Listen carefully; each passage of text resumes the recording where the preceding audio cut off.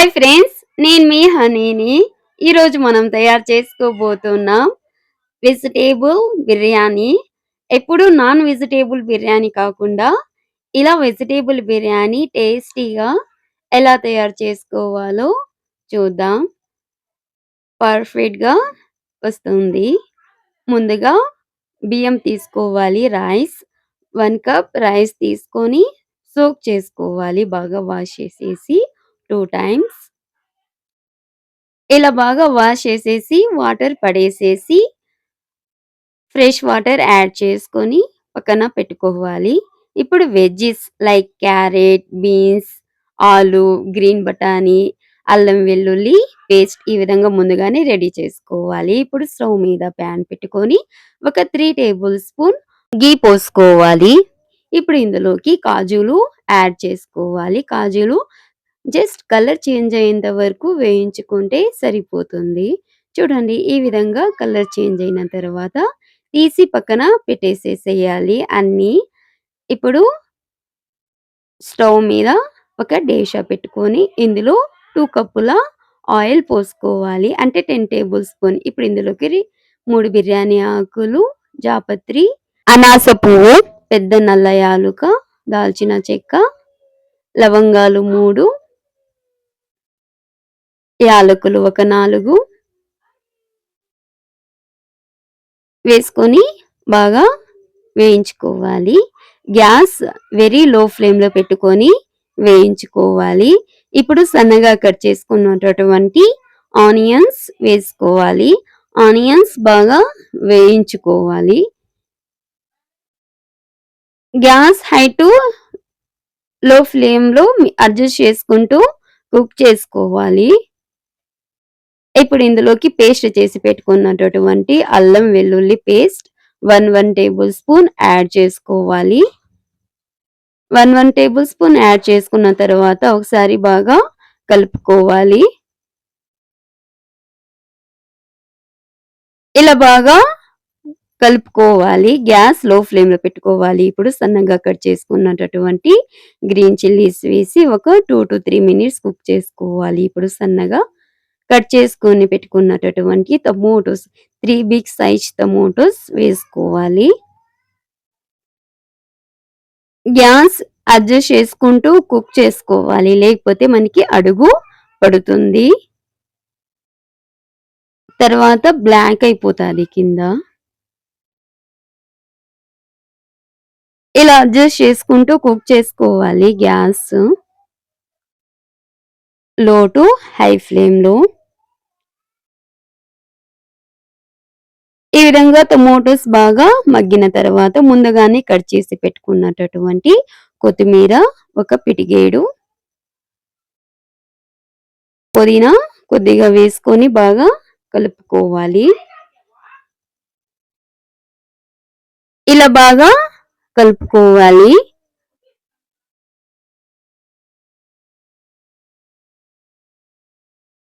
ఇప్పుడు ఇందులోకి కట్ చేసి పెట్టుకున్నటువంటి veggies carrot, green beans, green బఠానీలు, ఆలు పీసెస్, బంగాళదుంప పీసెస్ కట్ చేసుకొని వేసుకోవాలి.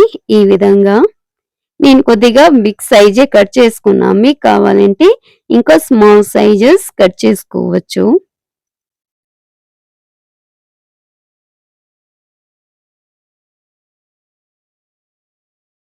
బాగా కుక్ చేసుకోవాలి. ఆయిల్లో ఒక 5 to 10 మినిట్స్ బాగా కుక్ చేసుకోవాలి. ఇప్పుడు red chilli powder 1 table spoon, salt ఒక 2 టేబుల్ స్పూన్ యాడ్ చేసుకొనేసేయాలి.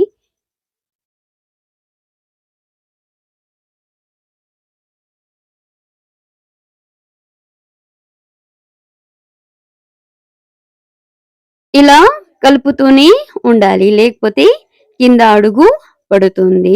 అంటే బ్లాక్ అయిపోతుంది కింద. ఇప్పుడు మూత పెట్టేసేసి ఒక 3 to 4 మినిట్స్ కుక్ చేసుకోవాలి. మూత తీసేసి ఒకసారి బాగా కలుపుకోవాలి. చూడండి, మనకి ఎక్కడ కూడా అడుగు పట్టలేదు.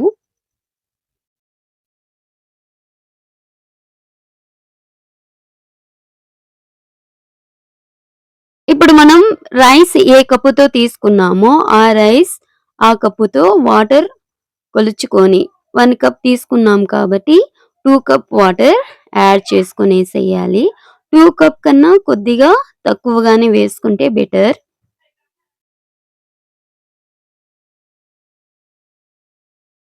ఇలా బాగా వేసుకొని కలుపుకోవాలి.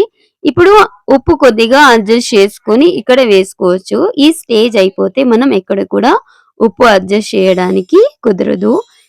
ఇలా వాటర్ మనకి మసల కాగుతున్నప్పుడు ముందుగానే వాష్ చేసి, సోక్ చేసి పెట్టుకున్నటటువంటి రైస్ వేసుకొనేసేయాలి. వాటర్ రిమూవ్ చేసేసి. రైస్ వేసేసిన తర్వాత మూత పెట్టేసేసి హై ఫ్లేమ్‌లో కుక్ చేయాలి. చూడండి మనకి ఈ విధంగా రైస్ అనేది బాగా కుక్ అయితాంది.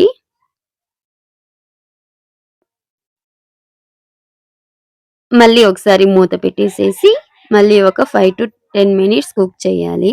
మనకి నీళ్ళంతా ఆవిరయ్యేంత వరకు కుక్ చేయాలి. చూడండి మనకి అంతా అడ్జస్ట్ అయిపోతాంది. ఇప్పుడు ఎలాంటి పరిస్థితిలోనూ కదపకూడదు. కాజులు వేసుకొని నెయ్యి ఒక 4-5 టేబుల్ స్పూన్ నెయ్యి వేసుకొని మంట లో ఫ్లేమ్‌లో పెట్టేసేసి మూత పెట్టేసేసి వదిలేయాలి. చూడండి మనకి ఈ విధంగా నీళ్లు మొత్తం ఆవిరైపోయాయి. ఇప్పుడు మూత పెట్టేసేసి స్టవ్ ఆఫ్ చేసేసేయాలి. స్టవ్ ఆఫ్ చేసేసి ఒక 10-20 మినిట్స్ వదిలేయాలి. అప్పుడే అందులో ఉన్న నీళ్లు మొత్తం ఇంకా ఆవిరైపోతుంది. అంతే రెడీ. ఈజీగా మనం వెజిటబుల్ రైస్ ఇంట్లోనే తయారు చేసుకోవచ్చు. Please do subscribe, like, share, comment. Please support to me. ఇలాంటి మరిన్ని వీడియోస్ కోసం please subscribe the channel. Bye ఉంటాను.